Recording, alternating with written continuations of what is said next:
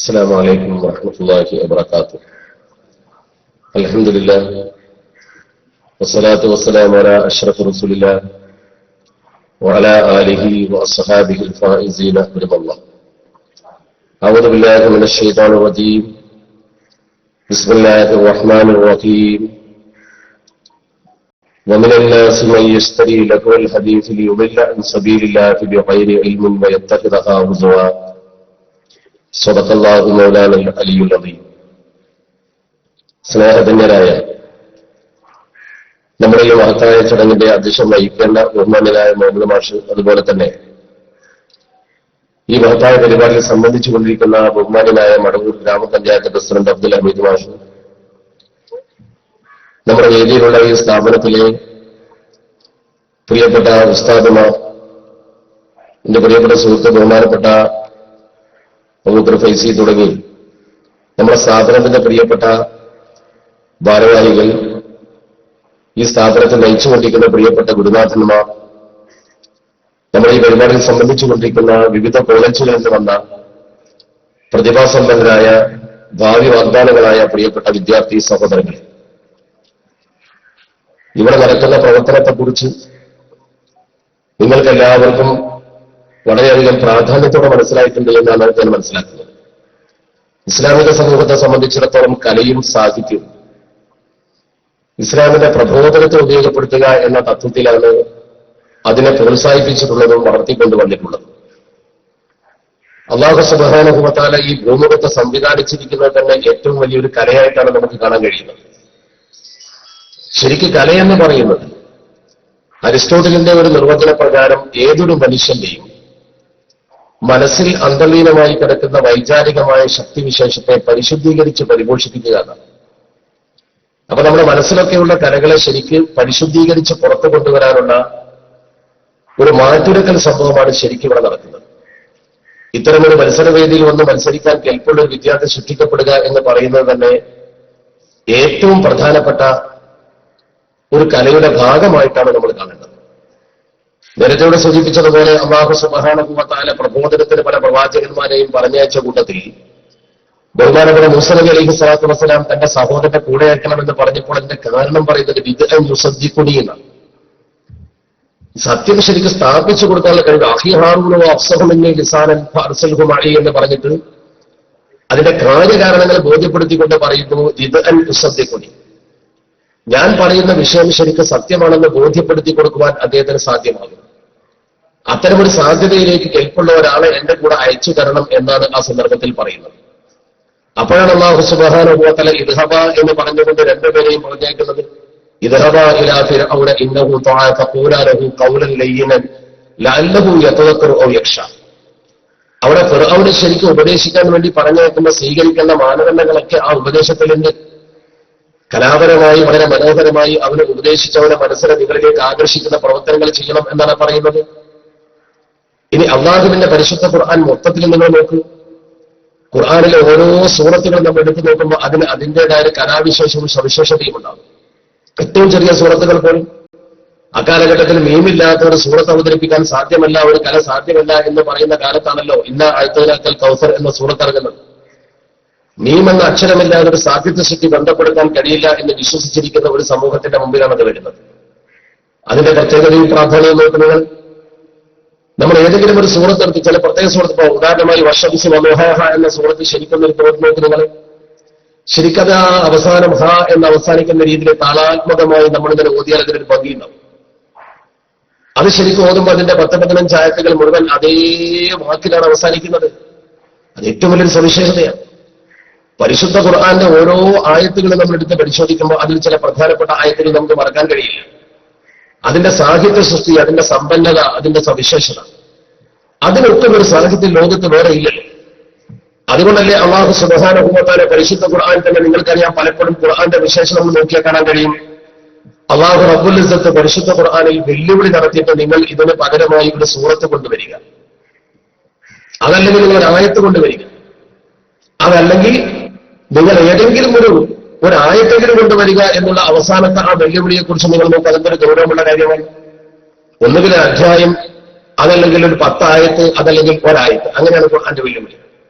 സാധിച്ചില്ലല്ലോ ഇസ്ലാമിക വിരുദ്ധർക്ക്. എന്താ കാരണം? സാധ്യമല്ല. സൃഷ്ടാവിന്റെ ആ കലക്ക് തുല്യമായി സമൂഹത്തിൽ ഇത് അവതരിപ്പിക്കാൻ ലോകത്ത് ആർക്കും സാധ്യമല്ല. അതാണ് ഖുർആന്റെ ഏറ്റവും വലിയ ഇജാസ്. അതനുസരിച്ച് ജീവിക്കേണ്ട ഒരു സമൂഹത്തിന് ഖുർആന്റെ ചില പദങ്ങൾ തന്നെ പരിശോധിച്ചാൽ നമുക്ക് അപ്പൊ ഖുർആന്റെ ഏറ്റവും വലിയ സാഹിത്യ സൃഷ്ടി, അതിന്റെ ചില പ്രയോഗങ്ങൾ.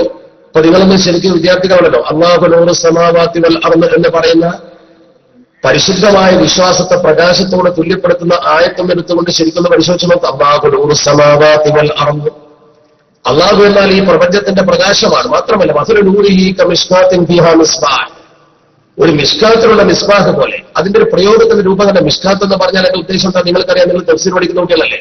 ഒരു ഭാഗം തുറന്നതും മറുഭാഗം തുറക്കാത്തതുമായ ചുമരിന്മേലുള്ള പൊത്താണ്. നമ്മുടെ നാടൻ ഭാഷയിൽ പൊത്ത്. അങ്ങനെ വെച്ചാൽ എന്താ ഗുണം?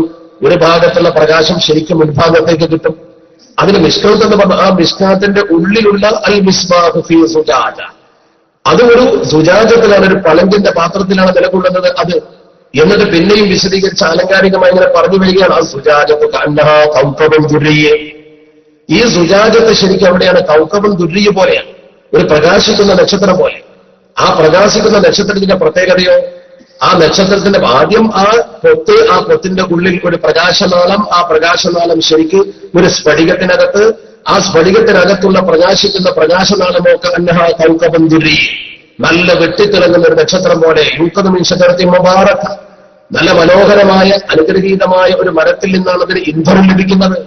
അതിന് ഇന്ധനം ലഭിക്കുന്നത് ഒരു മരത്തിൽ നിന്നാണ്. മാത്രമല്ല സൈത്തൂണത്തില്ല ഷർഖിയ്യത്തി വലാ ഉറബിയ്യ, വളരെ കിഴക്കോ അതുപോലെ തന്നെ വളരെ പടിഞ്ഞാറോ അല്ലാത്ത മധ്യമേഖലയിൽ, മിതശീതോഷ്ണ മേഖലയിൽ വളർന്നു വന്ന ഒരു മരത്തിന്റെ എണ്ണയാണ് ശരിക്കും അതുകൊണ്ട് കത്തിക്കപ്പെടുന്നത് എന്ന് പറയുമ്പോൾ അതിന്റെ ഒരു സാഹിത്യ സമ്പന്നതയും അതിന്റെ ശക്തി നിങ്ങൾ നോക്ക്. നിങ്ങൾ അങ്ങനെ അല്ലാഹു സുബ്ഹാനഹു വ തആല ജനങ്ങൾക്ക് ഉദാഹരണങ്ങൾ അവതരിപ്പിച്ചു കൊടുത്ത ഒട്ടനവധി ഉദാഹരണങ്ങൾ പരിശുദ്ധ ഖുർആനിൽ കാണാവും. ഇതേപോലെ തന്നെയാണ് പരിശുദ്ധ ഖുർആന്റെ മറ്റൊരായത്ത് കാണാം.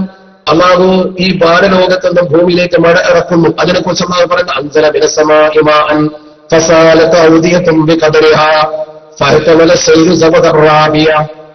ആകാശലോകത്തെ മഴകൾ ഇങ്ങനെ പെയ്യാൻ, ആ മഴ ഇങ്ങനെ പെയ്തിട്ട് ഓരോ താഴ്വരകളും അതിന്റെ ഉൾക്കൊള്ളാവുന്ന വിസ്തൃതിക്കനുസരിച്ച് കൊണ്ട് വെള്ളത്തെ ഉൾക്കൊള്ളുന്നു. അങ്ങനെ വെള്ളത്തെ ഉൾക്കൊണ്ടുകൊണ്ട് ഈ താഴ്വര ആ വെള്ളത്തെ സംഭരിച്ചു വെക്കുന്നു. അങ്ങനെ സംഭരിച്ചു വെക്കുന്ന വെള്ളത്തിന്റെയോ അതിൽ അല്ലാഹു സുബ്ഹാനഹു വ തആല പറയുന്നു, ആ വെള്ളം ശരിക്കും ഫഹതമല സൈറു സബദർ റാബിയ എന്ന് പറഞ്ഞുകൊണ്ട് അല്ലാഹു സുബ്ഹാനഹു വ തആല പറയുന്നത് എന്താ? അല്ലാഹു റബ്ബുൽ ഇസ്സത്ത് അവിടെ നുരയും പതയും ഇതുകൊണ്ട് ഉണ്ടാകുന്നതിനെ കുറിച്ച് വിശദീകരിക്കുക.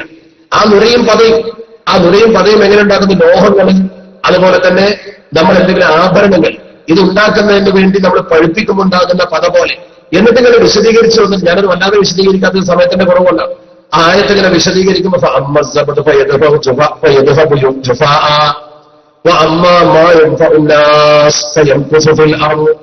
നുരയും പതയും നശിച്ചു പോകും, ജനങ്ങൾക്ക് ആവശ്യമുള്ളത് നിലനിൽക്കും.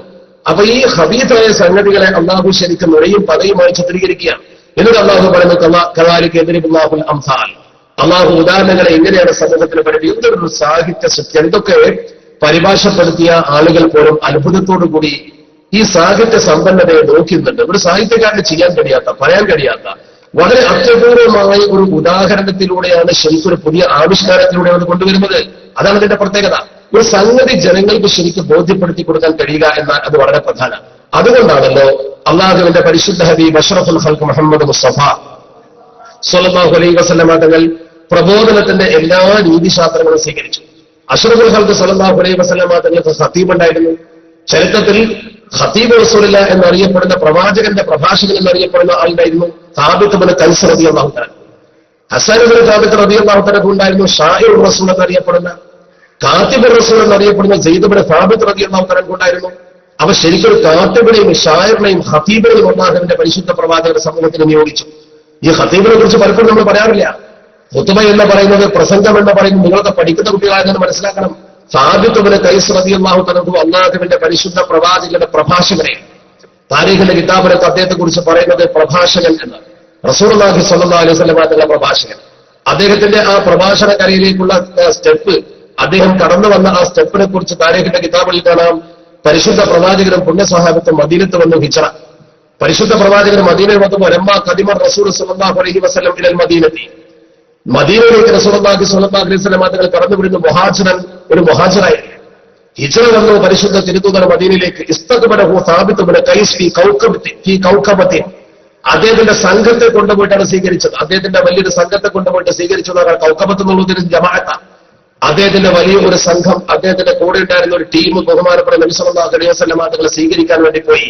മാത്രമല്ല അക്രമ ഇസ്തിഖ്ബാലിന് ഏറ്റവും നല്ല ഒരു ഇസ്തിഖ്ബാലാണ് നബി തങ്ങൾക്ക് കൊടുത്തത്. സിദ്ദീഖ് റളിയല്ലാഹു അൻഹു നബി തങ്ങളുടെ സാഹിബിന്റെ കൂട്ടുകാരന് വളരെ നല്ല സ്വീകരണം, നബി തങ്ങൾക്ക് നല്ല സ്വീകരണം. എന്നിട്ട് ചരിത്രം പറയുന്നു, അല്ലാഹുവിന്റെ പരിശുദ്ധ തിരുദൂതരുടെ മുമ്പിൽ ഒരു വലിയ ഖുതുബ ചെയ്തു. ബഹുമാനപ്പെട്ട സാബിത്ത് ഇബ്നു ഖൈസ് റളിയല്ലാഹു അൻഹു ഖസ്റജ് ഗോത്രക്കാരനാണ്. അദ്ദേഹം വളരെ മനോഹരമായി തറവാടിത്തമുള്ള ഒരു പ്രസംഗം ചെയ്തു. അദ്ദേഹം പറഞ്ഞു തന്റെ ഖുതുബയിൽ, ഖുതുബത്തൻ ബലീഗത്തൻ, നല്ല മനോഹരമായ പ്രാസസമ്പന്നമായ അതിലുപരി ആശയസമ്പുഷ്ടമായ ഒരു ഖുതുബ. ഇഫ്തതഹ ബിഹംദില്ലാഹി അസ്സ വജൽ, അല്ലാഹുവിന്റെ പരിശുദ്ധ നാമം ഉച്ചരിച്ചുകൊണ്ടാണ് അദ്ദേഹം തുടങ്ങിയത്. വസ്സലാഇ അലൈഹി വസ്സലാത്തു വസ്സലാമി അലാ നബിയി സ്വല്ലല്ലാഹു അലൈഹി വസല്ലം. അഷ്റഫുൽ ഖൽഖ് മുഹമ്മദ് മുസ്തഫ സ്വല്ലല്ലാഹു അലൈഹി വസല്ലം തങ്ങളുടെ മേൽ പ്രത്യേകമായി സ്വലാത്തും സലാമും അർപ്പിച്ച ശേഷം അങ്ങനെ അദ്ദേഹം തന്റെ വാക്ക് അവസാനിപ്പിക്കുമ്പോൾ പറഞ്ഞു. അദ്ദേഹം തന്റെ പ്രസംഗം അവസാനിപ്പിക്കുന്ന വാചകം താരീഖിൽ എങ്ങനെയാണ് രേഖപ്പെടുത്തിയില്ല നോക്കൂ നിങ്ങൾ. ചരിത്ര ഗ്രന്ഥം പഠിക്കുമ്പോൾ കാണാൻ കഴിയും. സാബിത്ത് ഇബ്നു ഖൈസ് റളിയല്ലാഹു അൻഹുവിന്റെ ചരിത്രം പഠിക്കുക. അദ്ദേഹം പറയുന്നു, നബിയെ ഇന്നാ നുആഹിദുക യാ റസൂലല്ലാഹ്, ഇന്നാ നുആഹിദുക യാ റസൂലല്ലാഹ്, അല്ലാഹുവിന്റെ പ്രവാചകരെ നിങ്ങളോട് ഞങ്ങൾ കൃത്യമായി ഇതാ കരാറ് പറയുന്നു. എന്താണ് കരാറ്? അലാ അൻ നംനഅക മിമ്മാ നംനഉ മിൻഹു അൻഫുസനാ വ ഔലാദനാ വ നിസാഅന, ഞങ്ങൾ കുട്ടികളെയും ഞങ്ങളെ പെണ്ണുങ്ങളെയും ഞങ്ങൾ എങ്ങനെ സംരക്ഷിക്കുമോ അതുപോലെ നിങ്ങൾ സംരക്ഷിക്കും. ഫമാലനാ ലിഖാഅ ദാലിക്, ഞങ്ങൾക്ക് അതിന് പകരമായി എന്ത് കിട്ടും നാളെ? അഷ്റഫുൽ ഖൽഖ് സല്ലല്ലാഹു അലൈഹി വസല്ലം തങ്ങൾ അദ്ദേഹത്തിന്റെ പ്രസംഗത്തിൽ ആകട്ടനായി കൊണ്ട് പറഞ്ഞു, അൽ ജന്ന, നിനക്ക് സ്വർഗം കിട്ടും, നിനക്കും ഈ പ്രവർത്തനം ചെയ്യുന്നവർക്കും സ്വർഗം കിട്ടും. കേട്ടുകൊണ്ട് ആളുകൾ അത്ഭുതപ്പെട്ടുകൊണ്ട് വിളിച്ചു പറഞ്ഞു, റദീനാ യാ റസൂലല്ലാഹ്, അല്ലാഹുവിന്റെ പ്രവാചകരെ ഞങ്ങൾക്ക് സംതൃപ്തിയായി നിങ്ങളെ ആ വാക്കിൽ. ആ ഒറ്റ പ്രസംഗം കൊണ്ട് ജനങ്ങൾക്ക് കാര്യങ്ങൾ ശരിക്കും ബോധ്യപ്പെട്ടു. മുൻപ് ദാലിക്കൽ, അന്നേ ദിവസം മുതൽ ജഅല റസൂൽ സ്വല്ലല്ലാഹു അലൈഹി വസല്ലം നബി സല്ലല്ലാഹു അലൈഹി വസല്ലം തങ്ങൾ നിയോഗിച്ചു സാബിത്ത് ഇബ്നു ഖൈസ് ഖതീബഹു, സാബിത്ത് ഇബ്നു ഖൈസിനെ നബി തങ്ങളുടെ ഖതീബായി നിയോഗിച്ചു. നബി തങ്ങളുടെ ഖതീബായി നിയോഗിച്ചു. എങ്ങനെ? കമാ കാന ഹസ്സാൻ ഇബ്നു സാബിത്ത് ഷാഇറഹു, അല്ലാഹുവിന്റെ പരിശുദ്ധ തിരുദൂതർക്ക് ഹസ്സാൻ ഇബ്നു സാബിത്ത് എങ്ങനെയായിരുന്നു കവിയായത്, അതുപോലെ നബി സല്ലല്ലാഹു അലൈഹി വസല്ലം തങ്ങൾ സാബിത്ത് ഇബ്നു ഖൈസ് റളിയല്ലാഹു അൻഹുവിനെ തന്റെ ഖതീബായി നിയോഗിച്ചു എന്ന് താരീഖിന്റെ കിതാബിൽ കാണാൻ കഴിയും. ഫസാറ, അങ്ങനെ അദ്ദേഹമായി. അദ്ദേഹം എങ്ങനെയായി? അദ്ദേഹത്തിന്റെ ഡ്യൂട്ടി എന്തായി? അദ്ദേഹത്തിന്റെ ഡ്യൂട്ടിയെ കുറിച്ചാണ് പറയുന്നത്. ഇദാ ജാഅതുഹു വുഫൂദുൽ അറബി, വുഫൂദുൽ അറബ്, അറബുകളുടെ ഏതെങ്കിലും ഒരു സംഘം നബി സല്ലല്ലാഹു അലൈഹി വസല്ലം തങ്ങളെ കാണാൻ വരും. എന്തിനാ വരും? അല്ലി തുഫാഖിറുഹു ഔ തുനാദിറു, ഒന്നുകിൽ നബി തങ്ങളെ ബഹുമാനിച്ചുകൊണ്ട് ആദരവ് ആ ബർക്കത്തെടുക്കാൻ വേണ്ടി വരും, മസ്അല ചോദിക്കാൻ വരും, കാര്യങ്ങൾ പഠിക്കാൻ വരും, അല്ലെങ്കിൽ നബി സല്ലല്ലാഹു അലൈഹി വസല്ലം തങ്ങളോട് മുനാദറ നടത്താൻ വരും. രണ്ടിലൊന്ന്. ബി അൽസറത്തിൽ ഫുസഹാഇൽ മുഖാവിൽ, നല്ല തന്റെ ഇടമുള്ള നാക്കിന്റെ ഉടമകളാവരും. ആ കാലഘട്ടത്തിൽ ഏറ്റവും വലിയ ഖുതബാഉം ശുഅറാഉം വരും, നല്ല പാട്ടുകാർ വരും. അതുപോലെ തന്നെ കാലഘട്ടത്തിൽ ഏറ്റവും പ്രതിഭാസമ്പന്നരായ പ്രഭാഷകർ വരും. ആ സന്ദർഭത്തിൽ നദബലഹു സാബിത്ത് ഇബ്നു ഖൈസ്, സാബിത്ത് ഇബ്നു ഖൈസിനെ നബി തങ്ങൾ നിയോഗിച്ചു. എന്തിന്?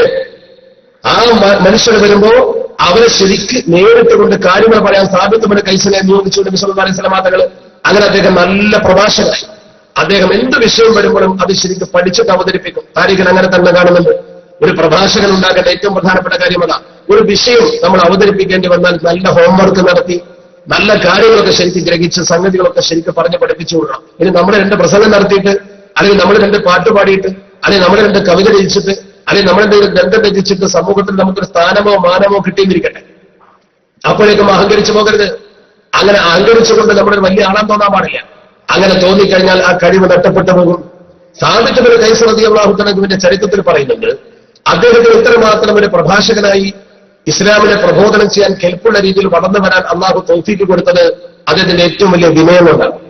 ആ വിനയത്തിന് ഒരുപാട് ഉദാഹരണങ്ങൾ ചരിത്രത്തിൽ പറഞ്ഞിട്ടുണ്ട്. അതിൽപ്പെട്ട പ്രധാനപ്പെട്ട ഒന്നാണ് അദ്ദേഹം വലിയ ശബ്ദത്തിന്റെ ഉടമയിൽ, നല്ല ശബ്ദമായി. അദ്ദേഹം ഉറക്ക അദ്ദേഹം സംസാരിച്ചാൽ ആ സാഹസിൽ ഒച്ചയിട്ട് കേൾക്കുന്നത്. അദ്ദേഹത്തിന്റെ ഒരു പ്രകൃതി, ഇപ്പൊ ഇന്നലെ ലൗഡ് സ്പീക്കറുള്ളത്, അദ്ദേഹം ലൗഡ് സ്പീക്കർ ഇല്ലാതെ പ്രസംഗിച്ചാൽ എല്ലാവർക്കും കേൾക്കാൻ പറ്റും. അത്ര നല്ല ശബ്ദത്തിന് ഉടമയാണ്. അങ്ങനെ ഇരിക്കെ അദ്ദേഹം തന്റെ പ്രവർത്തനം ഇങ്ങനെ ചെയ്തുകൊണ്ടിരിക്കപ്പെട്ട ആയത്തിൽ യാ അയ്യുഹല്ലദീന ആമനൂ ലാ തർഫഉ അസ്വാതകും ഫൗക സൗത്തിൻ നബി വലാ തജ്ഹറൂ ലഹു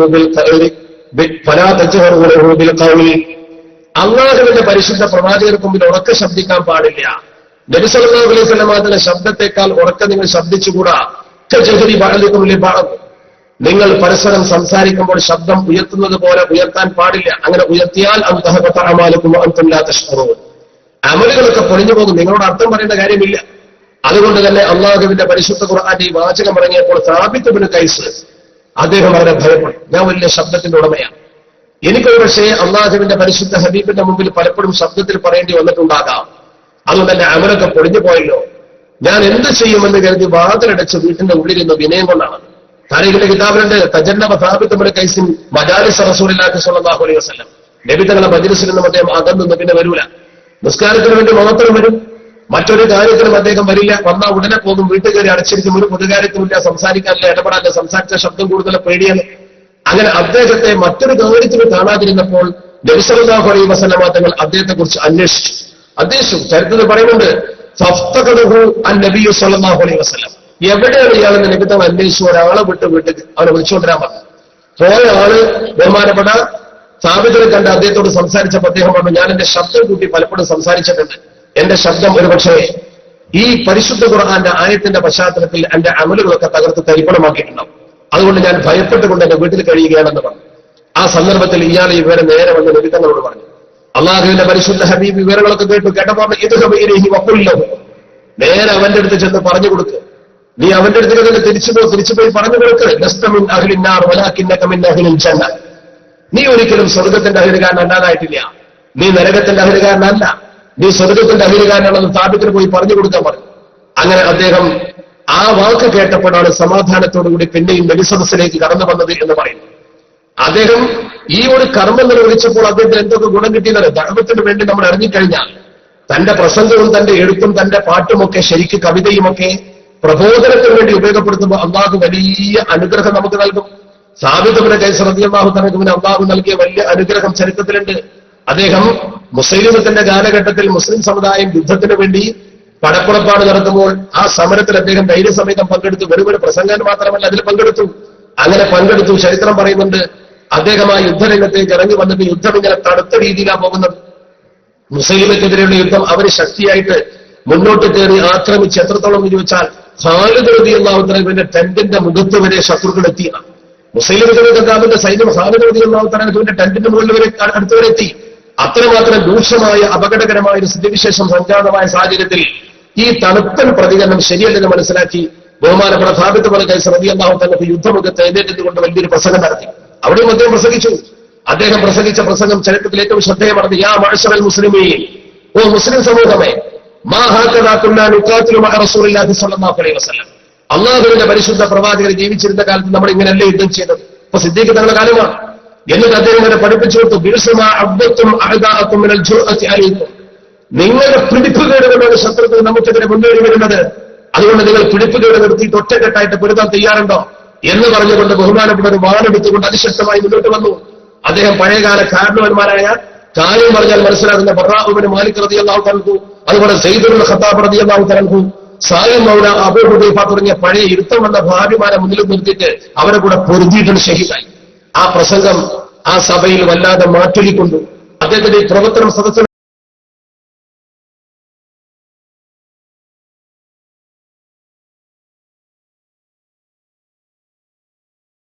എന്റെ ദേഹത്തുണ്ടായിരുന്ന, ഞാൻ മരിച്ചു കിടക്കുമ്പോൾ എന്റെ ദേഹത്തുണ്ടായിരുന്ന ബലപിടിപ്പുള്ള ഒരു പടയങ്കി അവൻ കട്ടുകൊണ്ടുപോയിട്ടുണ്ട്. ആ പടയങ്കി അവൻ കട്ടുകൊണ്ടുപോയി എന്ന് മാത്രമല്ല, അവൻ അത് ശരിക്ക് കൊണ്ടുപോയി അവൻ അതൊരു പ്രത്യേക സ്ഥലത്ത് വെച്ചിട്ടുണ്ട്. ഇന്ന സ്ഥലത്താണ് വെച്ചിട്ടുള്ളത് എന്ന് പറഞ്ഞു. വെച്ചിട്ടുള്ള സ്ഥലത്തെ കുറിച്ച് താരികളൊക്കെ അവിടെ വലാഹ കരുത്ത കിതിരിന്റെ വലാഹ ഫൗക്കൽ കിതിരി ലഹലുണ്ട്. ഒരു നല്ലൊരു പാത്രത്തിലിട്ട് വെച്ചിട്ട് ആ വലിയൊരു പാത്രത്തിൽ ചെമ്പുപോലത്തെ പാത്രത്തിലിട്ട് അതിന്റെ മേലൊരു മൂടി വെച്ചിട്ട് ഇന്ന സ്ഥലത്തുണ്ട് എന്ന് പറഞ്ഞു. മരിച്ചു കിടക്കുന്ന മനുഷ്യൻ ജീവിച്ചിട്ട് സ്വപ്നം കാണിക്കാൻ. അങ്ങനെ ആ സ്വപ്നം കണ്ടതിന്റെ പശ്ചാത്തലത്തിൽ അദ്ദേഹം പറഞ്ഞു, ഫൗത്തി ഖാലിദ് വലിയ വലിയ കൊല്ലവും ഇത് ഖാലിദ് റളിയല്ലാഹു തആല നീ പോയി പറഞ്ഞാൽ മതി. ഖാലിദ് റളിയല്ലാഹു തആല അത് തിരിച്ചെടുത്ത് ഗനീമത്ത് സ്വത്തിൽ കൂട്ടാൻ അദ്ദേഹം വേണ്ടത് ചെയ്തോളൂ. ഒരു വസിയത്ത് കൂടി ഞാൻ നിന്നോട് ചെയ്യുന്നു, ഇത് വെറുതെ സുഖാക്കി കളയണ്ട കേട്ടോ എന്ന് പറഞ്ഞിട്ടാ പറഞ്ഞത്. ഒക്കെ ശ്രദ്ധിച്ചിട്ടേ പറയുന്നത് പറഞ്ഞു, ഇതാ ഖലീഫത്താന ഖലീഫത്ത് റസൂലുള്ളാഹി സ്വല്ലല്ലാഹു അലൈഹി വസല്ലം. അല്ലാഹുവിന്റെ പരിശുദ്ധ പ്രവാചകന്റെ ശേഷമുള്ള ഖലീഫയുടെ അടുത്തേക്ക് നിങ്ങൾ ചെന്നാൽ മദീനയിൽ ചെന്ന ഖലീഫയോട് പറയണം, ഇന്ന അലാ സാബിത്തിൻ ദൈൻ, സാബിത്തിന് കുറച്ച് കടണ്ട്, സാബിത്തിന് കുറച്ച് കടണ്ട്. സാബിത്തിന്റെ കടം വീട്ടാൻ എന്റെ അടിമകളെ സ്വതന്ത്രമാക്കിയിട്ടുണ്ട് ഞാൻ.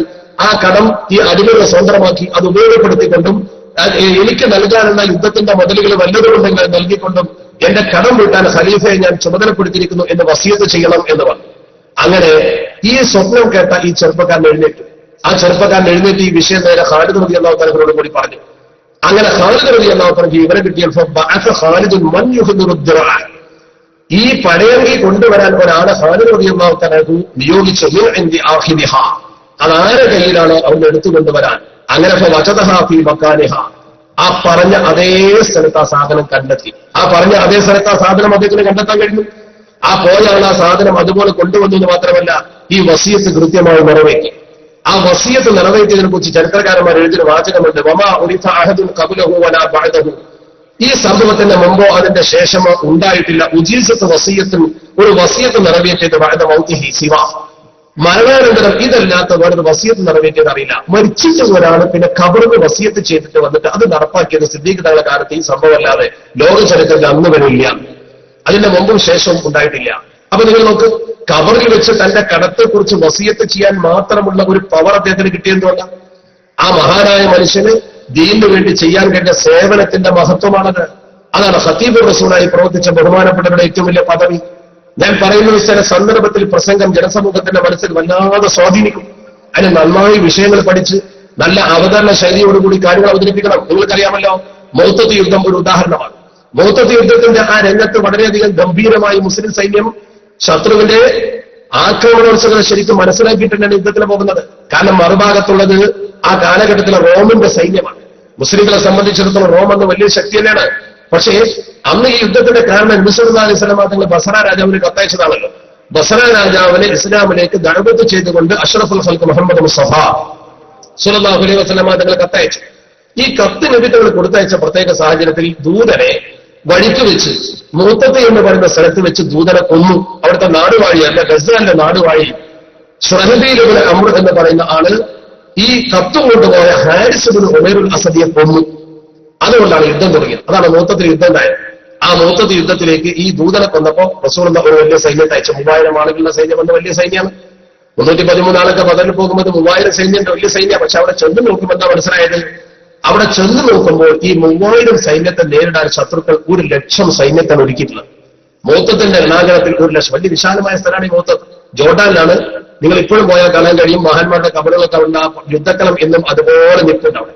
ആ യുദ്ധക്കളം എന്നും ജോർഡാനിലെ മുഅത്തത്ത് കർക്ക് എന്ന സ്ഥലത്തിന്റെ പേരിപ്പോ ഇപ്പൊ ജോർഡാനിലെ ആ പ്രദേശത്തിന്റെ പേര് കർക്ക് അവരുടെ പേര്. ആ പ്രദേശത്ത് ഇപ്പോഴും ആ വലിയ ഇതുപോലെ വലിയ ഗ്രൗണ്ട് വിശാലമായി കിടക്കുന്നു. ഒന്നും ചെയ്തിട്ടില്ല അവിടെ. മക്ബറ വേറെ സ്ഥലത്ത് മനോഹരമായിട്ട് 3 പേരെ മക്ബറ, ജഅഫർ ഇബ്നു അബീ താലിബ് തങ്ങളെ, സെയ്ദ് ഇബ്നു ഹാരിസ തങ്ങളെ, അബ്ദുല്ലാഹ് ഇബ്നു റവാഹ തങ്ങളെ മക്ബറ വളരെ മനോഹരമായിട്ട് കെട്ടിപ്പൊക്കിണ്ടാക്കിയിട്ടുണ്ട്. അവിടെ ഇഷ്ടംപോലെ സിയാറത്ത് നടത്തുന്നുണ്ട്. ഞാൻ സാന്ദർഭികമായി പറഞ്ഞത് മാത്രം. ചുരുക്കത്തിൽ ഇവിടെ ചെന്ന മുസ്ലിംകൾ ഈ 3000 ആളുകൾ 1,00,000 കണ്ടപ്പോ തൊട്ടപ്പുറത്ത് ഇവർക്ക് വല്ലതും സംഭവിച്ചാൽ ഇറങ്ങാൻ 1,00,000 സഹസൈനികളുണ്ട്. അപ്പൊ സത്യത്തിൽ 2,00,000 സൈന്യത്തോടാണ് 3000 പൊരുന്നത്. 2,00,000 സൈന്യത്തോട് 3000 ആളുകൾ പൊരുതുക എന്ന് പറയുമ്പോൾ അത് വലിയ അപകടമാണ്.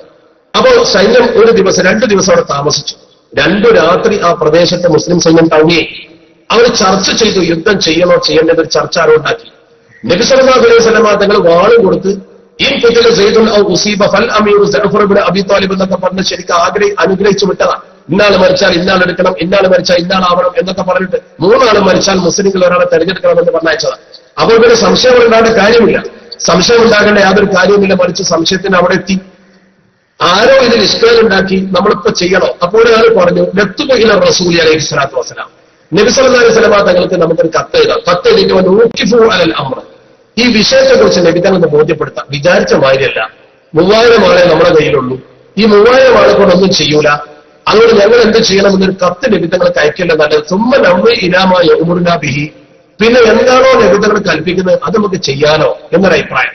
ആ അഭിപ്രായത്തിൽ കുറച്ച് ആൾക്കാർ 2 ചേരിയാവും. ഒരു കുട്ടിയോട് യുദ്ധം ചെയ്യാം. ഒരു കുട്ടി പറഞ്ഞോ അല്ല, റസൂലുള്ളാഹി ഒരു പക്ഷേ നമ്മളെ പറഞ്ഞേക്കുമ്പോൾ 3000 ആള് 2,00,000 കൊണ്ടുവന്ന് കരുതിയിട്ടുണ്ടാവില്ല. ഇവരെ 2,00,000 സൈന്യം ഇവിടെ അണിനിരക്കുന്ന അല്ലാഹുവിന്റെ റസൂൽ അറിഞ്ഞിട്ടുണ്ടാവില്ല. അതുകൊണ്ട് വിവരം അറിയിച്ചാൽ നബി തങ്ങൾ ഒന്നുകിൽ സൈന്യത്തെ അയച്ചു തരും. ഇമ്മാ അന്നബിദനാബി ബിജാലത, ഒന്നുകിൽ കുറച്ചാളെ പറഞ്ഞയച്ചാൽ, അല്ലെങ്കിൽ നമ്മളോട് യുദ്ധം ചെയ്യാൻ പറയും. എന്തെങ്കിലും ആട്ടെ എന്ന് പറയും. ഈ ഭാഗത്ത് ഒരു ടീം നിന്നു, ആ ഭാഗത്ത് വേറെ ടീം നിന്നു. അങ്ങനെ ചർച്ചയായി മുസ്ലിംകൾക്കിടയിൽ. അപ്പോഴാണ് 3ാമത്തെ നേതാവായി നബി സല്ലല്ലാഹു അലൈഹി വസല്ലം തങ്ങൾ തെരഞ്ഞെടുത്തിരുന്ന അബ്ദുല്ലാഹി ഇബ്നു റവാഹ മുന്നോട്ട് ഒറ്റ ചാട്ടം സൈന്യത്തിന്റെ മുന്നിൽ നിന്നിട്ട് അദ്ദേഹം സൈന്യത്തെ അഭിസംബോധന ചെയ്തു. ഒരു പ്രസംഗത്തിന്റെ പവറാണ് ഞാൻ പറയുന്നത്. ഒരു കല അറിയുന്ന ഒരാളെ നേരിട്ട് നിന്നിട്ട് എഴുന്നേറ്റ് ജനങ്ങളെ വിളിച്ചിട്ട് പറഞ്ഞു, യാ ഖൗം, ഓ ജനങ്ങളെ, ആദ്യത്തെ ഭാഷകൾ, ഓ ജനങ്ങളെ, ഇന്നല്ലത്തി തൊത്തലുപൂടക്കത് അതിർത്തുമോഹ, നിങ്ങൾ എന്താണോ ഇതുവരെ തേടിയത് അതിപ്പോ നിങ്ങളെ കണ്ണിന്റെ മുമ്പിൽ എത്തിയിട്ടുണ്ട്. നിങ്ങൾ ഷഹാദത്തല്ലേ തേടിയിരുന്നത്, അത് നിങ്ങളെ മുമ്പിലുണ്ട്. ഇന്നേ വരെ ജനങ്ങളുടെ എണ്ണം നോക്കിയിട്ടോ ആ ജനങ്ങളുടെ ശക്തി നോക്കിയിട്ടോ സമരം ചെയ്ത ചരിത്രം ഇസ്ലാമിൽ ഇല്ല. സൈന്യത്തിന്റെ എണ്ണം നോക്കിയിട്ടോ അവരുടെ ശക്തി നോക്കിയിട്ടോ പൊരുതിയ പാരമ്പര്യമില്ല. ദീനിനെ ഉയർത്തിപ്പിടിച്ചാൽ നമ്മൾ സമരം ചെയ്തിട്ടുള്ളത്. അതുകൊണ്ട് നിങ്ങൾ ധൈര്യമായി നടക്കൂ പടക്കളത്തിലേക്ക്. രണ്ടാമൊരു നേട്ടം ഉറപ്പാണ്. ഇമ്മൻ നസ്ർ, ഒന്നുകിൽ വിജയം, അവിഷഹാദ, അല്ലെങ്കിൽ രക്തസാക്ഷിത്വം. രണ്ടും നമുക്ക് നല്ലതാണ്.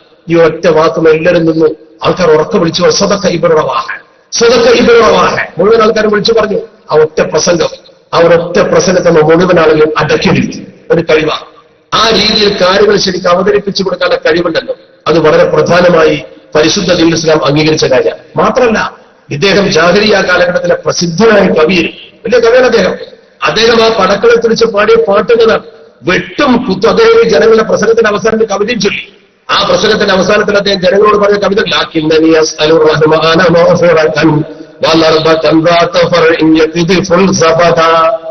കരട് കിടക്കുന്ന വെട്ടും കുത്തും കൊണ്ട് മരിക്കാൻ ഞാൻ റെഡിയാന്ന് അദ്ദേഹം പറഞ്ഞത്. അങ്ങനെ തന്നെ പ്രശ്നം നിങ്ങൾക്ക് ഈ കവിത ശരിക്കും അദ്ദേഹത്തിന്റെ കബറിൽ എഴുതി വെച്ചു. ജോർഡാനിൽ ചെന്നാൽ അബ്ദുല്ലാഹിബ്നു റവാഹ റളിയല്ലാഹു അൻഹു കൊണ്ട് കബറിനെടുത്ത് ചെല്ലുമ്പോൾ ആ കബറിൽ ശരിക്കും എഴുതി വെച്ചത്. സത്യനാരും പറഞ്ഞ വാക്ക് സാധിക്കാനാ. ഇപ്പൊ ആരോട് ചെല്ലുന്നത് പറയാം, അദ്ദേഹം പറഞ്ഞ വാക്ക് തന്നെ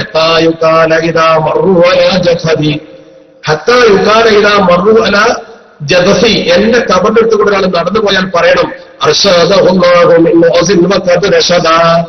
വലിയ യുദ്ധത്തിന് ഭാഗ്യം കൊടുത്ത വലിയ മഹാനായിരുന്നു ഇത് എന്ന് ജനങ്ങൾ പറയുന്ന വിധം ഒരു ഷഹീദിന്റെ കൂലി കിട്ടുന്നത് അതെല്ലാവരും പറയുന്നുണ്ട്. ഈ വാചകങ്ങൾ അദ്ദേഹത്തിന്റെ കബർ ഞാൻ ഫ്രെയിം ചെയ്ത് എഴുതി വെച്ചിട്ടുണ്ട് മനോഹരമായി. ഞാൻ കണ്ടിട്ടുണ്ട്, നിങ്ങൾ ചോട്ടാൻ പോയാലും കാണാൻ പറ്റും. ഞാൻ പറഞ്ഞു വരുന്നത്, ആ തരത്തിൽ അള്ളാഹുവിന്റെ പരിശുദ്ധ ദീനിന് വേണ്ടി ത്യാഗോജ്വലമായ പ്രഭാഷണം നടത്താൻ കെൽപ്പുള്ള മഹത്തുക്കൾ പരിശുദ്ധ ദീനിൽ പഴയ കാലത്തുണ്ടായിരുന്നു. അതുപോലെ തന്നെ കവികൾ നേരത്തെ സൂചിപ്പിച്ച ഹസ്സാൻ ഇബ്നു സാബിത്ത് റളിയല്ലാഹു അൻഹു പരിശുദ്ധ പ്രവാചകനെ മുഖത്ത് നോക്കിയിട്ട് നബികളെ കുറിച്ചിട്ടില്ല.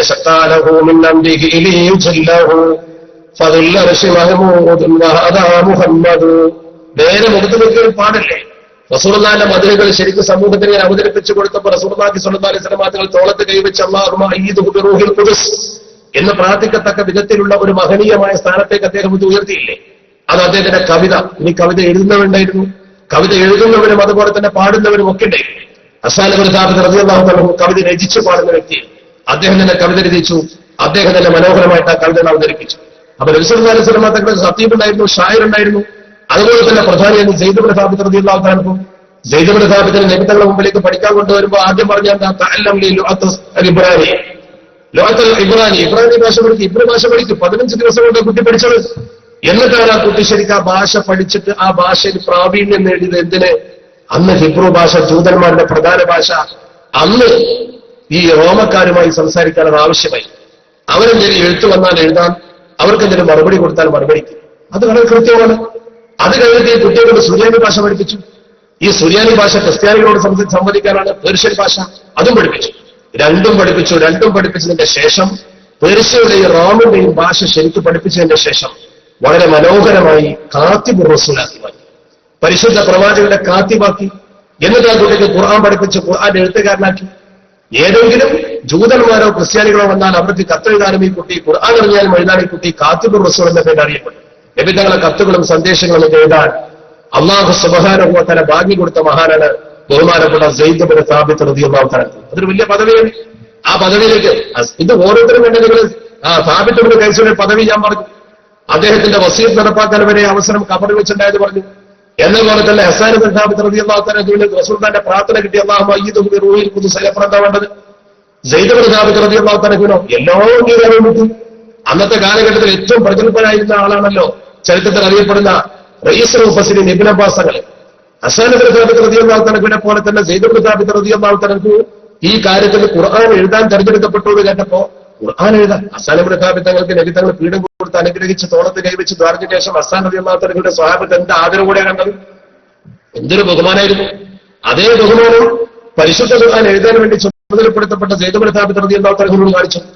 അദ്ദേഹം റസൂലുള്ളാഹിന്റെ മജ്‌ലിസിൽ നിന്ന് താഴത്തേക്ക് ഇറങ്ങുന്ന സമയത്ത് അദ്ദേഹത്തിന്റെ ഒട്ടകത്തിന്റെ ജീനിയൊക്കെ പിടിച്ച് റെഡിയാക്കിയിട്ട് ഒട്ടകത്തമ്മ കയറാൻ പാകത്തിൽ ഉസ്താമാർക്ക് വാതിലൊക്കെ നമ്മൾ തുറന്നു പിടിച്ചു കൊടുക്കും കാറിനെ എന്ന പോലെ വാതിൽ തുറന്നു പിടിച്ചെടുക്കുമ്പോൾ കയറാനുള്ള സൗകര്യത്തിൽ നിൽക്കുന്നത് നോക്കുമാരാ സെയ്ദ് ഇബ്നു സാബിത്ത് റളിയല്ലാഹു തആല ചെറിയ ആളാ.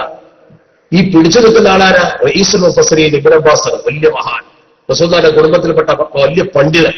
അപ്പോഴാണ് സെയ്ദ് ഇബ്നു സാബിത്ത് അന്തം വിട്ടത്. എന്താ പഠിച്ചോണ്ട് ഈ കാണുന്നത്? എനിക്ക് വേണ്ടി വാഹനം സൗകര്യം ചെയ്തിരാൻ നിങ്ങൾ നിൽക്കേ റസൂലുള്ളാഹി സ്വല്ലല്ലാഹു അലൈഹി വസല്ലം, നിങ്ങളൊന്ന് മാറി നിൽക്കുമോ? അള്ളാന്റെ റസൂലിന്റെ പിതൃപുത്രല്ലേ, എനിക്ക് നിങ്ങൾ ഖിദ്മത്ത് ചെയ്യാൻ പാടുണ്ടോ എന്ന് വെച്ചു. അതിന് ബഹുമാനപ്പെട്ട റഈസുൽ മുഫസ്സിരീൻ ഇബ്നു അബ്ബാസ് പറഞ്ഞ മറുപടി ഹാക്കദാ ഉമിർന അൻ നഫ്അല ബി ഉലമാഇനാണ്. ആലിമിനോട് ഇങ്ങനെ ചെയ്യാനാണ് നബിതങ്ങൾ പഠിപ്പിച്ചത്. നിങ്ങളൊരു ആലിമാണ്, ഖുർആൻ എഴുതുന്നതൊക്കെ വലിയ ആലിമാരാന്ന് ചോദിച്ചു.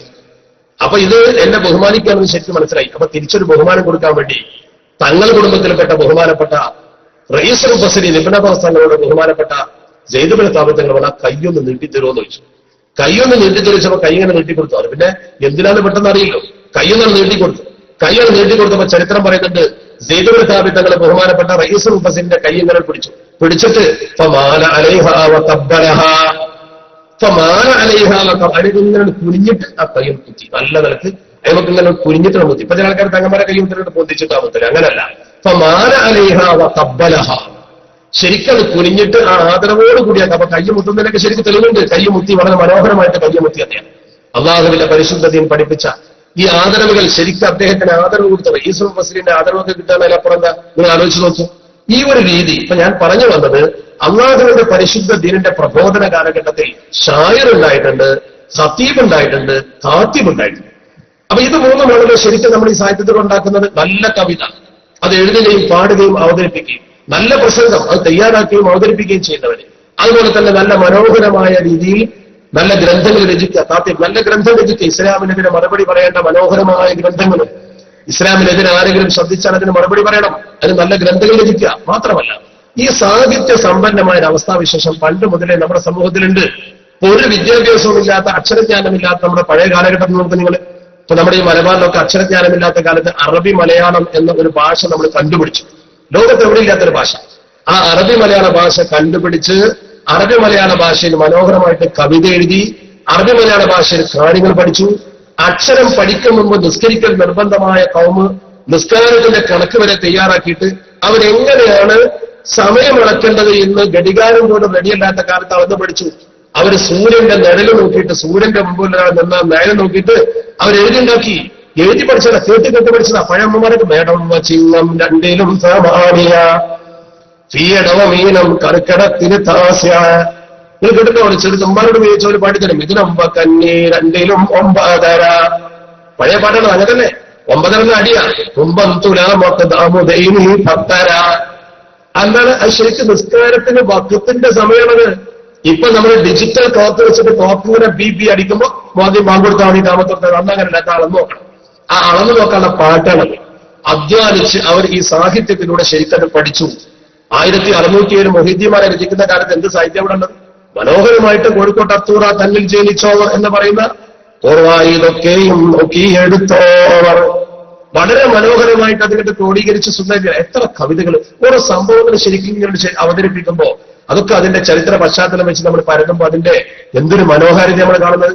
ഇപ്പൊ ഔസുൽ ആദമിന്റെ ചരിത്രം ശരിക്കും നന്നായിട്ട് അവതരിപ്പിച്ചില്ലേ മൊഹീദ്ദിമാരിൽ? ആ ഔസുൽ ആദമിന്റെ ചരിത്രമൊക്കെ മനോഹരാണല്ലോ.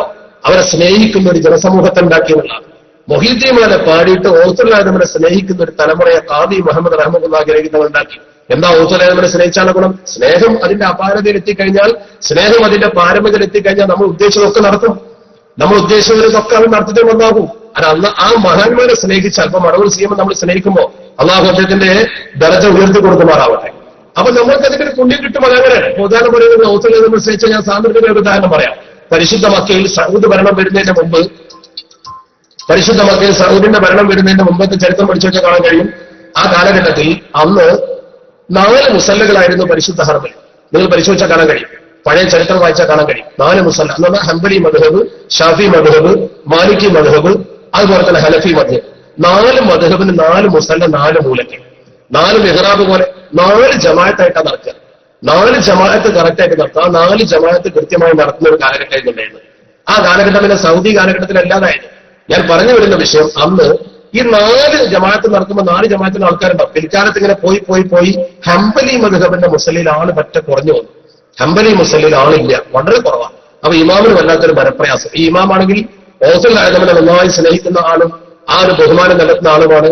അങ്ങനെ ഹംബലി മദ്ഹബിൽ യാതൊരു തരത്തിലും ആളില്ലാതായപ്പോ ഇയാൾക്ക് മനസ്സിലൊരു പ്രയാസം വന്നപ്പോൾ അദ്ദേഹം എന്താ ചെയ്യാന്ന് ആലോചിച്ച് നിൽക്കുക.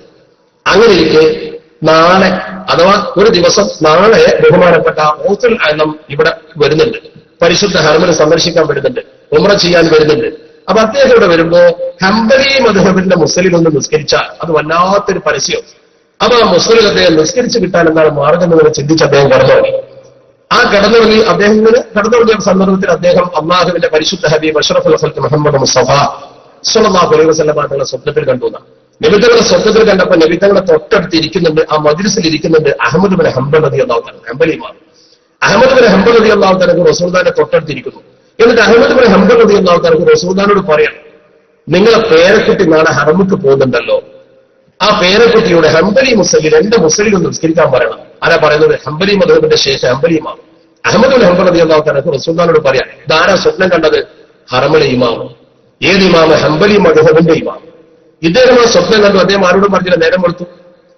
ബഹുമാനപ്പെട്ട ഓസുൽ ആദം മക്കയിൽ പ്രവേശിച്ചു. അദ്ദേഹം നേരെ ഒന്ന് ഷാഫിയാണല്ലോ, അദ്ദേഹം ഷാഫി മദ്ഹബിന്റെ മുസ്ലിം നിസ്കരിക്കുന്ന എല്ലാവരും കരുതിയത്. പക്ഷെ അത്ഭുതം എന്ന് പറയട്ടെ, അദ്ദേഹം നേരെ ഹംബലി മദ്ഹബിന്റെ മുസ്ലിം പോയിട്ടാണ് നിസ്കരിച്ചു. അങ്ങനെ കാര്യം നേരെ അതോടുകൂടി അവിടെ പ്രസിദ്ധമായി ഹംബലി മദ്ഹബ്.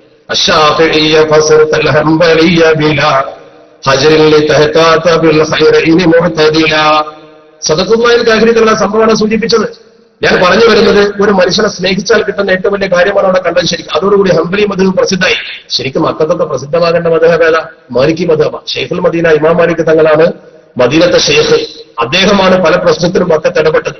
ഹിജ്ർ ഇസ്മായില് സമ്പന്ന സൗകര്യം വന്നപ്പോ കൂട്ടിച്ചേർത്ത് കഅബ തന്നെ ആക്കാന്നുള്ള അഭിപ്രായത്തെ വന്നപ്പോ തൽക്കാലം നിൽക്കുന്നിടത്ത് എന്നോട്ടെ എന്ന് പറഞ്ഞത് ബഹുമാനപ്പെട്ടവരാണ്. അദ്ദേഹത്തിന്റെ വാക്ക് മക്കക്കാർ അനുസരിച്ചിട്ടുള്ളത്. ആ മാലിക്കി മദ്ഹബിനേക്കാൾ ഇന്ന് അവിടെ പ്രസിദ്ധമായത് ഹംബലി മദ്ഹബാണ്. അത് ഈ സംഭവത്തിന്റെ തുടർച്ചയായി വന്നതാണ് ചരിത്രത്തിലുണ്ട്. അപ്പൊ ഹംബലി മദ്ഹബിന് വലിയ പ്രാമുഖ്യം കിട്ടിയതിന്റെ പേരിൽ അവിടെ ഞാൻ പറഞ്ഞു വരുന്നത്, ഒരാളെ നമ്മൾ സ്നേഹിക്കുമ്പോൾ കിട്ടുന്ന ഏറ്റവും വലിയ പ്രാധാന്യത്തിലേക്കാണ് ഞങ്ങളുടെ മനസ്സിനെ കൊണ്ടുവന്നത്. ഞാൻ തിരിച്ചു വരുന്നത് നേരത്തെ പറഞ്ഞ വിഷയത്തിലേക്ക്. ശരിക്ക് മുഹീദ്ദീൻ മാല എന്ന് പറഞ്ഞൊരു സാധനം ജനങ്ങളുടെ മനസ്സിൽ ഔസലാന്റെ മാരാന്നാണ് പഠിപ്പിച്ചു കൊടുക്കുന്ന അവസ്ഥയിലെത്തി. ശരിക്കും ഔസലാദമനെ ജനങ്ങളുടെ മനസ്സിൽ സ്ഥിരപ്പെടുത്തുന്ന അവസ്ഥയിലെത്തി. ഒരുപാട് മജ്‌ലിസുകൾ അതിന്റെ പേരിലുണ്ടായില്ലേ? അങ്ങനെ മഹാന്മാരെ സ്നേഹിക്കുന്ന ഒരു സംഭവമാണ് പണ്ട് കാലത്തെ കലകളിലൂടെ, പടപ്പാട്ടുകളിലൂടെ, ബദലിലൂടെ, ഉഹുദിലൂടെ, അതുപോലെ തന്നെ ഹന്തക്ക് പടപ്പാട്ട്, ഇങ്ങനെ കപ്പപ്പാട്ട്, നൂൽമാല, കുഞ്ഞാമിസിലെ കപ്പപ്പാട്ടൊക്കെ ശരിക്കും സമൂഹത്തിന് വല്ലാത്തൊരു സംഭവമാണ്. അതുപോലെ ഹിജറ 1151 രചിച്ച നൂൽമാല, അതൊക്കെ ശരിക്കും സമൂഹത്തെ പരലോകത്തേക്ക് ചിന്തിപ്പിക്കുന്നതാണ്. കപ്പപ്പാട്ട് എന്നൊക്കെ പറഞ്ഞത് ഒരു കപ്പലാണ്. ദുനിയാവാകുന്ന ഈ സാഗരത്തിൽ ഒരു കപ്പലിൽ കയറിയിട്ട് സ്വർഗമാകുന്ന തീരത്തേക്ക് മനുഷ്യൻ ഇങ്ങനെ സഞ്ചരിക്കുക. ആ സഞ്ചാരത്തിന്റെ മനോഹരമായ കഥയാണ് അവതരിപ്പിച്ചത്. എന്താണ് പറഞ്ഞൊക്കെ അത്ഭുതം നോക്ക് നിങ്ങൾ. അപ്പൊ ചില കവിതകൾ ഇപ്പൊ സമരത്തിന് വരെ ഉപയോഗിച്ച സാഹിത്യമല്ലേ? ഫ്രഞ്ച് വിപ്ലവത്തിൽ ജനങ്ങൾ ഒരുമിച്ച് കൂട്ടിയ സാഹിത്യകാരന്മാരുടെ പ്രസംഗമല്ലേ? ഞാൻ ഭൗതിക ലോകത്തെ കാര്യം പറഞ്ഞാൽ അബ്രഹാം ലിങ്കന്റെ പ്രസംഗമല്ലേ അദ്ദേഹത്തെ എത്തിച്ചത് മുകളിൽ? അബ്രഹാം ലിങ്കൻ ആരായിരുന്നു? ഒരു പാവപ്പെട്ട അടിമ കുടുംബത്തിൽ ജനിച്ചാണ്. അല്ല, പ്രസംഗത്തിന്റെ വൈഭവമാണ് അയാളെ മുകളിലേക്ക് എത്തിച്ചത്. അതാണ് നമ്മൾ പഠിക്കേണ്ടത്. നമ്മൾ ഓരോ സമൂഹത്തിലും പ്രത്യേകമായ കലകൾക്ക് പ്രാധാന്യം കൊടുത്ത ആളുകൾക്ക് ഔന്നത്യം ഉണ്ടായിട്ടില്ലേ? അത് നല്ല നിലക്ക് ഉപയോഗിച്ചാൽ. അതേപോലെ നിങ്ങൾ നോക്കുക, മഹദൂം തങ്ങൾ ഒന്നാമൻ, അതുപോലെ രണ്ടാമൻ, ഇവരൊക്കെ ശരിക്കും ജനങ്ങളെ സ്വാതന്ത്ര്യ സമര പോരാളികളൊക്കെ മറ്റെങ്ങനെ മഹദൂം ഒന്നാമന്റെ 2 വരി പോലെ മനുഷ്യന്മാരെ ശരിക്കും പോർട്ടുഗീസുകാർക്കെതിരെ തീപിടിപ്പിക്കാൻ അദ്ദേഹം പറഞ്ഞ അദ്ദേഹം ശരിക്കും തന്റെ തഹരീൽ പറഞ്ഞു,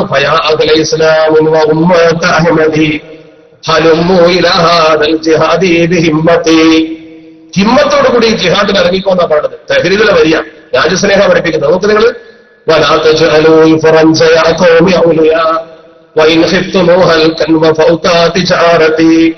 എന്നിട്ട് അദ്ദേഹം ആ കവിതകളെ പറഞ്ഞു നിങ്ങൾ ഞാൻ പറഞ്ഞത് കേട്ടില്ലെങ്കിൽ, പോർച്ചുഗീസുകാർക്കെതിരെ പൊരുതിയില്ലെങ്കിൽ ദുന്യാവും ഉണ്ടാവില്ല, ആഹാരം ഉണ്ടാവില്ല.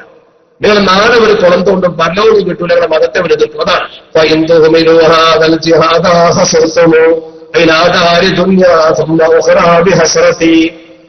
ഇതൊക്കെ ശരിക്കും മനുഷ്യന്റെ മനസ്സിൽ വല്ലാത്തൊരു ആന്തോളനമാണ് സൃഷ്ടിച്ചത്. ഈ കവിതകൾ, ഈ നിർദ്ദേശങ്ങൾ.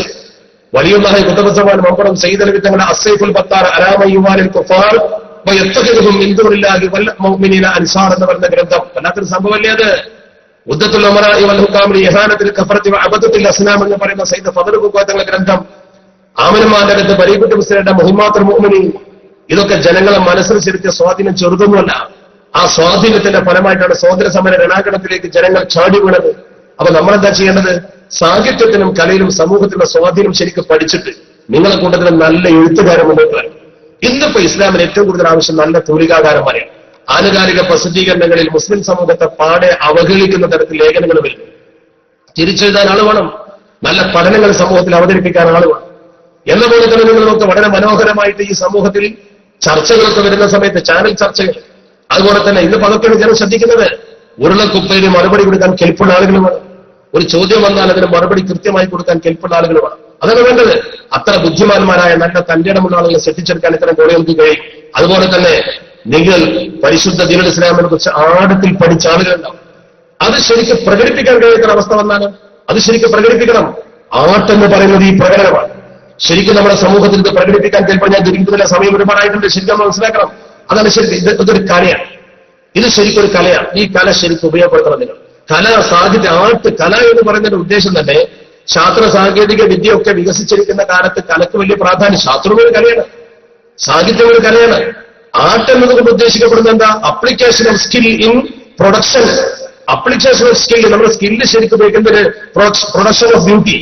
പ്രൊഡക്ഷൻ ഓഫ് ബ്യൂട്ടിയിൽ സ്കിൽ അപ്ലിക്കേറ്റ് ചെയ്യുക. അതാണ് നമ്മൾ സംഗതി സൃഷ്ടിച്ചെടുക്കുമ്പോൾ അത് മനോഹരമാക്കാൻ വേണ്ടി നമ്മുടെ കഴിവ് പ്രയോഗിക്കുക. അതാണ്. എന്തെങ്കിലുമൊക്കെ കാട്ടിക്കൂട്ടാനല്ല. അതിനൊരു ആകാര ഭംഗിയുണ്ടാവും. ഒരു നല്ല ലേഖനം വായിക്കാൻ തന്നെ ഒരു സന്തോഷം ഉണ്ടാവും. നല്ല കവിത പാടുമ്പോൾ തന്നെ ഒരു ആവേശം ഉണ്ടാവും. ആ രീതിയിൽ ഖുർആന്റെ സവിശേഷത ആണ്. ഖുർആൻ അങ്ങനെ ഊതിയ നോക്കി നിൽക്കും. ഖുർആൻ ഇങ്ങനെ ശരിക്കും ഓതേണ്ട വിധം ഊതിയിൽ കേട്ടു നിൽക്കും. പക്ഷെ ഇന്നെന്തായി? ഇന്ന് കലകൾ എന്ന് പറയുന്നത് മനുഷ്യനെ ദുഷിപ്പിക്കുന്ന ഒരു പാട്ട്. കുറെ ഒച്ചയും കൂടിയാണ് പാട്ട്. ഇപ്പൊ അടിപൊളിയാണ്. അടിപൊളിയാണ് പാട്ട്. അടിപൊളിയാണ്. അടിച്ചു പൊളിക്കുക, വെറുതെ ഒച്ച ഉണ്ടാക്കുക, ബഹളം ഉണ്ടാക്കുക. ഇംഗ്ലീഷ് പാട്ട് കിട്ടില്ലേ? ഇംഗ്ലീഷ് എന്താ? വെറും ബഹളം ഉണ്ടാവും. എന്താ? പാട്ടൊന്നും കേൾക്കൂല. ആട്ടം, പാട്ട്, വൃത്തികേട്, ഉടുമും കഴിച്ചുകൊണ്ട് ആടിത്തി നിർത്തുന്നവൻ എന്ത് തമ്മാടിത്തം വായിന്ന് വിളിച്ചു പറഞ്ഞ പാട്ടാ. പോപ്പ് ഗാനമാണെങ്കിൽ എന്താണെങ്കിലും ശരി. ഇന്ന് കല അങ്ങനെ. കലയെന്ന് പറയുന്നത് മനുഷ്യനെ നശിപ്പിക്കുന്ന ഒരു സാധനമായി മാറി. സംസ്കാരമില്ലാത്ത സംഗതിയായി. ആ അസാന്മാർ അതാണല്ലേ ഞാൻ വളരെ ശരി നിങ്ങൾ ഉത്തരവാദി തരപ്പെട്ട എന്റെ പ്രിയപ്പെട്ട സുഹൃത്തുക്കളോട് സൂചിപ്പിച്ചിരുന്നു. മാത്രമല്ല ഒരു ഉദ്ഘാടനം എന്ന രീതിയിൽ ഏതാനും ചില സൂചനകൾ നിങ്ങൾക്ക് ഞാൻ നൽകി.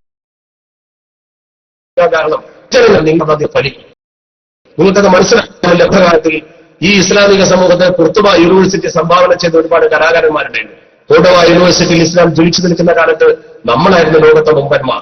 അതുകൊണ്ട് അങ്ങോട്ട് തിരിച്ചു പോകാൻ നമുക്ക് കഴിയും. നമ്മുടെ സൈദ്ധാന്തിക ദർശനങ്ങൾ ശരിക്കും സമൂഹത്തിൽ അവതരിപ്പിച്ചു കൊടുക്കാൻ കെൽപ്പുള്ള അവതാരണ ശേഷിയുള്ള എഴുത്തുകാരും ചിന്തകന്മാരും ഗായകന്മാരും വേണം. അത് ശ്രദ്ധിച്ചെടുക്കപ്പെടുന്ന നല്ല ലേഖനങ്ങൾ, ഓഫ് സ്റ്റേജിലൊക്കെ നിങ്ങൾ ചെയ്യുന്ന പ്രവർത്തനം സ്റ്റേജിലല്ലാത്ത പ്രവർത്തനങ്ങൾ തന്നെ വലിയ മുതൽക്കൂട്ടായി പിന്നീട് മാറും. അങ്ങനെ തന്നെയാണ് നല്ല എഴുത്തുകാരുണ്ടാവുക. അങ്ങനെ തന്നെയാണ് നല്ല പ്രഭാഷകർ ഉണ്ടാവാറുള്ളത്. ഞാനൊക്കെ പ്രസംഗകനായത് എന്റെ പ്രിയപ്പെട്ട ഗുരുനാഥൻ 3ാം ക്ലാസ്സിൽ ഞാൻ പഠിക്കുന്ന സമയത്ത് എനിക്ക് റസൂലുള്ളാഹിന്റെ മദഹ് പ്രസംഗം എഴുതി തന്ന് 3ാം ക്ലാസ്സിൽ വെച്ച് എന്നെ കൊണ്ട് ആ പ്രസംഗം പറയിപ്പിച്ചു. ഞാൻ എന്റെ മദ്രസയിൽ അത് പ്രസംഗിച്ചു. അദ്ദേഹം എനിക്ക് നല്ല പ്രോത്സാഹനം തന്നു. അന്ന് മുതലാണ് ഞാൻ പ്രസംഗം ആരംഭിക്കുന്നത്.